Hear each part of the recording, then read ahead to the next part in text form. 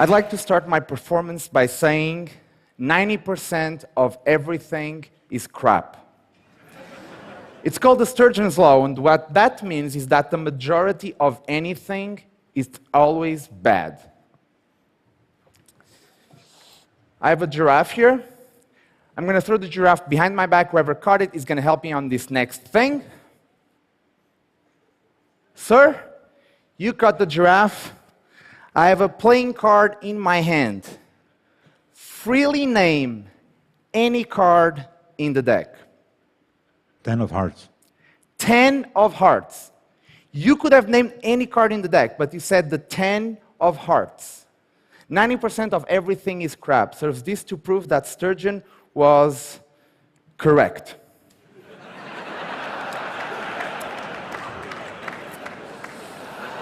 So,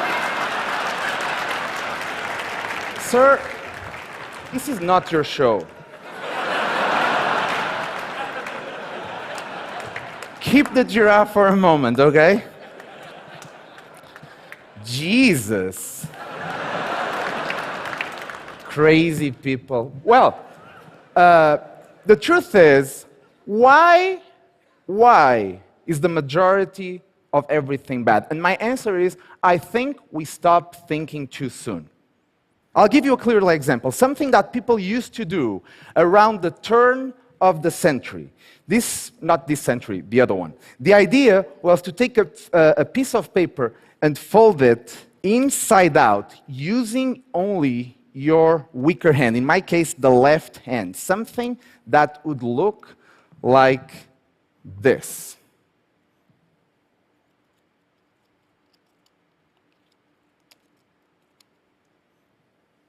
By the way you reacted, I can see your lack of interest. But that's okay, I understand why. We stop thinking too soon. But if you give it a little bit more thought, like a paperclip makes this a little bit more interesting. Not only that, if instead of using my hand with the fingers, I use my hand closed into a fist, that makes this even a little bit more interesting. Not only that, I will impose myself a time limit of 1 second, something that would look like this. Now, no. Sturgeon may be correct, but it doesn't have to be correct forever. Things can always change. Sir, what was the card? The 10 of hearts? 10 of hearts.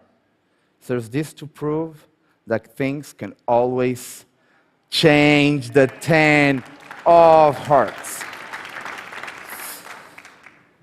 Secrets are important, and secrets are valuable. And this is the best secret I've ever experienced. It starts with a deck of cards onto the table, an old man and a claim. I will not touch the deck till the end.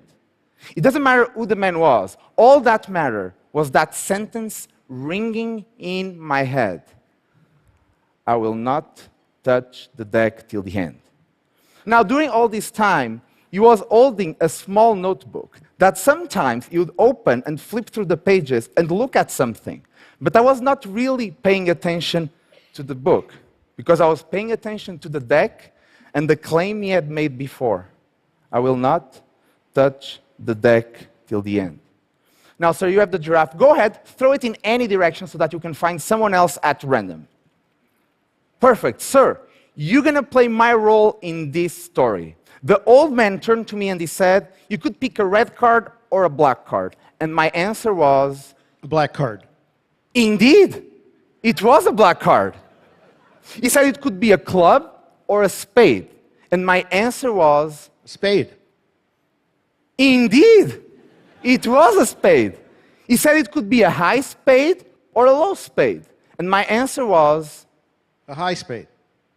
Indeed, it was a high spade. Since it's a high spade, it can be a 9, a 10, a jack, queen, king, or the ace of spades. And my answer was... The king. The king of spades. Indeed. Now, sir, let's be fair. You selected black, you selected spade, you selected the high spade, and you selected, sorry? King. King of Spades, did you feel I influenced you in any decision? No, I just felt your energy. But it was a free choice, correct? Oh, absolutely. Because if not, we could start all over again, but it was really fair. Yeah, absolutely. Now, the old man turned to me and he asked me one more question, a number between 1 and 52. And the first number I thought of was... 17. Indeed! It was the 17. The old man only said one more thing. This is the end. And I knew exactly what that meant. I knew you was going to touch the deck. Everything that you're about to see is exactly as it looked. He took the deck out of the box. Nothing in the box. He counted 1, 2, 3, 4, 5, 6, 7, 8, 9, 10. The tension was building.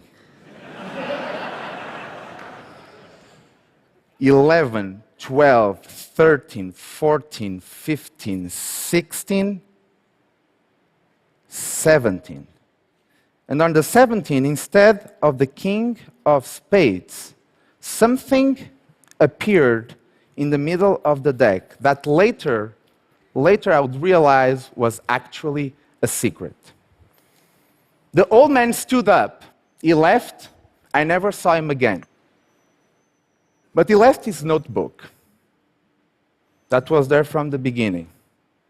And when I picked it up, that was the best secret I've ever experienced.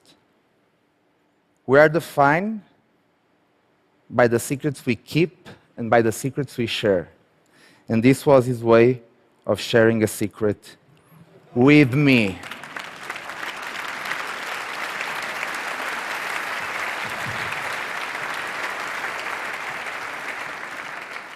Crazy shit. Now, I believe that amazing things happen all the time. I really do. And the reason why we don't see them as often, it's because we don't place ourselves in a position to search for those amazing things. But what if we decided to search for those amazing things, for those small coincidences in life that are truly amazing? So you have the giraffe. Go ahead, throw it again in any direction so you find one last person at random. Sir, I'm going to ask you, do you have with you a United States $1 bill? I think so. Yes? You see, a coincidence. Let's make sure you have it. Do you have it? Yes. Yes, perfect. Now, I want you to do exactly the same thing I'm about to do. I have a dollar bill here to explain. I want you to take the dollar bill and fold the Washington part inside, like this. So we get this kind of big square, okay? Now, I want you to take the bill and fold it like this, lengthwise, so it becomes like a rectangle. And then again, when you have it, and really fold it, really crease it. And when you have it, please fold the bill again into a little square like this, and let me know when you have it. Do you have it? Perfect. Now, I'm going to approach. And before we start, I want to make sure that we do this in very, very serious conditions. First of all, I want to ensure that we have a marker and we have a paper clip. First of all, take the marker and go ahead and sign the bill. And this is the reason why. Later, I'm going to be doing a bunch of stuff on stage. And I don't want you to think, oh, while I was distracted by Helder, someone came on stage and swapped the bill. So I want to make sure it's exactly the same deal. Now, not only that, I want you to take the paper clip and put it around the bill. So even if nobody comes on stage and switches the bill, I don't have enough time to go open the bill and close it and see what I don't want to see. Is that fair? Now you can give me the marker back. And just like that, very clearly, I want to make sure that we're going to place this in full view from the beginning of this experience. And to make sure that everyone is going to see it, we're going to actually have a cameraman on stage. Yes, perfect, so that you can see. That's your signature? Yes, perfect. Now, we're going to use also the deck and a glass for this. And we're going to put ourselves in a position to search for an amazing coincidence. Do you mind? Can you help me with this? Go ahead and take some cards and shuffle. Go ahead, take some cards and shuffle. And do you mind? Can you take some cards and shuffle? Go ahead, take some cards and shuffle. You can take some cards and shuffle. Go ahead, take some cards. You can shuffle cards in a variety of ways. You can shuffle cards like this. You can shuffle cards in a more messed up way, something like this. You can shuffle cards in the American way. As a Portuguese, I don't feel entitled to teach you guys how to do it.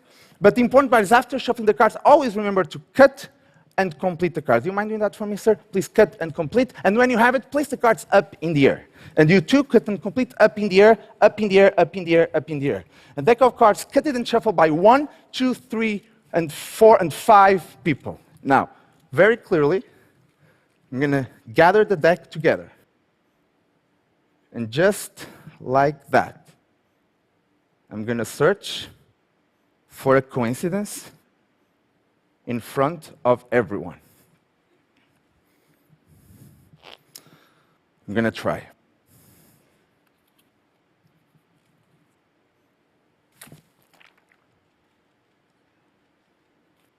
I have some cards that maybe they don't mean anything. But maybe that's because we are not paying close attention. Because maybe they mean a lot. Before we start, sir, you gave me a $1 bill.